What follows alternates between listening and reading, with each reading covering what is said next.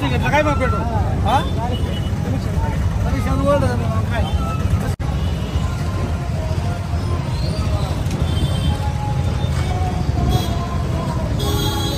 एक साई भक्त होते, त्यांची गाडी होती पूर्ण इंडियावर.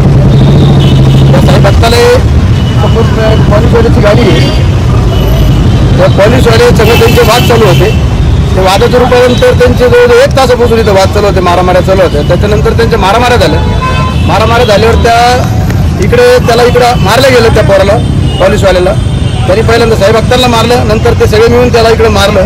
नंतर त्यांनी दगड फेकले त्यांच्या गाडीवर, ते दगड लागला आमच्या गाडीवर. आणि या चौकामध्ये आतापर्यंत 15 दिवसातली ही दुसरी घटना आहे मारामारीची. आम्ही वारंवार पोलीस स्टेशनला निवेदन दिले, वारंवार दिले की ह्या चौकामधले सर्व गुन्हेगारी प्रवृत्तीचे लोक वर्ष 2 वर्षापासून आमचं हे चालू की इथे जे गुन्हेगार प्रवृत्तीचे लोक जमले त्यांना तुम्ही या शिर्डीतून हद्दपार करा. आतापर्यंत निवेदन देऊन थकलोय आम्ही. 1 तास इथे मारामाऱ्या चालू असताना समोर 2 पोलीस असताना चौकामध्ये ते साधे त्या मारामाऱ्या सोडवायला सुद्धा आले नाही, फक्त बघत होते. बघायची भूमिका पोलीस घेत होते. शिर्डीत पोलीस स्टेशन राहिलं का नाही राहिलं, आता हे आमच्या शिर्डीकरांना आज आमच्यावरच ही बला आली. हे कोण कुठून लोक जमा झाले, शिर्डीत काय चाललंय, शिर्डीकरांचंही लक्ष नाही राहिलं गावाकडे आणि पोलीस स्टेशनचं तर लक्षच नाही.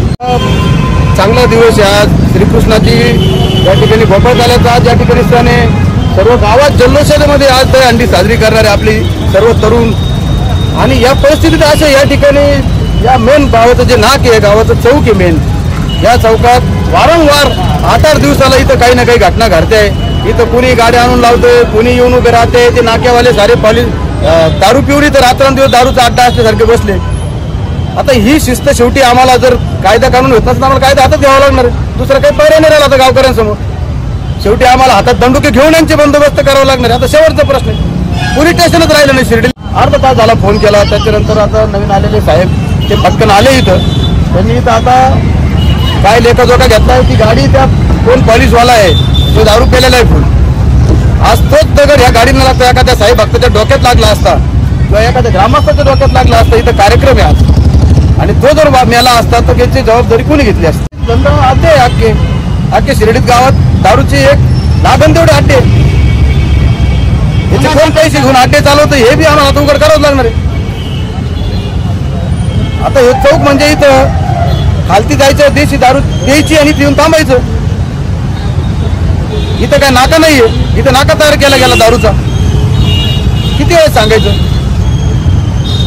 आता पोलीस स्टेशनचे काम आम्हालाच करावं लागणार शेवटी.